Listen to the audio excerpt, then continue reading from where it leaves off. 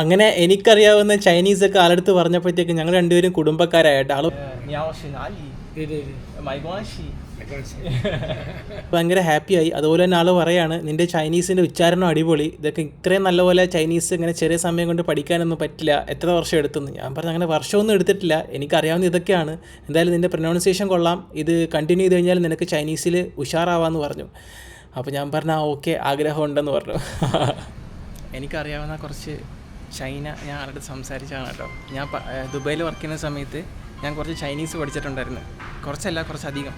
അപ്പോൾ കുറേയൊക്കെ മറന്നുപോയി. അപ്പോൾ ഞാൻ പറഞ്ഞപ്പോൾ ആൾ പറഞ്ഞതാണ് എൻ്റെ ചൈനീസ് അടിപൊളിയെന്ന്.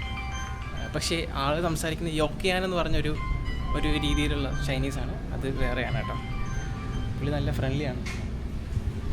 പ്രാർത്ഥിക്കാനായിട്ടുള്ള വിഗ്രഹങ്ങളും സംഭവങ്ങളൊക്കെ പലയിടത്തായിട്ട് ഇരിപ്പുണ്ട് കേട്ടോ. എല്ലാത്തിൻ്റെയും മുന്നിൽ കുറച്ച് എണ്ണ വെച്ചിട്ടുണ്ട്, അതുപോലെ തന്നെ വിളക്ക് കത്തിക്കാനുള്ള ചെറിയ ക്യാൻഡിൽ പോലെ സാധനം കത്തിക്കാനുള്ള തിരിയൊക്കെ ഇട്ട് വെച്ചിട്ടുണ്ട് കേട്ടോ. അപ്പോഴാണ് ഞാൻ അവിടെ 2 ചൈനക്കാർ നിന്നിട്ട് പ്രാർത്ഥിക്കുന്നത് കണ്ടത്. മറ്റേ ചന്ദനത്തിരി നേരത്തെ ഇവിടുന്ന് തന്നെ വാങ്ങിച്ച് ചന്ദനത്തിരി കത്തിച്ചിട്ട് അതിങ്ങനെ പൊക്കി പിടിച്ചിട്ട് അതിൻ്റെ ഫ്രണ്ടിൽ നിന്ന് പ്രാർത്ഥിക്കുകയാണ് കേട്ടോ അവർ. ജീവിതത്തിൽ നിന്നും മരണപ്പെട്ടു പോയവരുടെ ആത്മാവിൻ്റെ ശാന്തിക്ക് വേണ്ടിയുള്ള പ്രാർത്ഥനയാണിത്.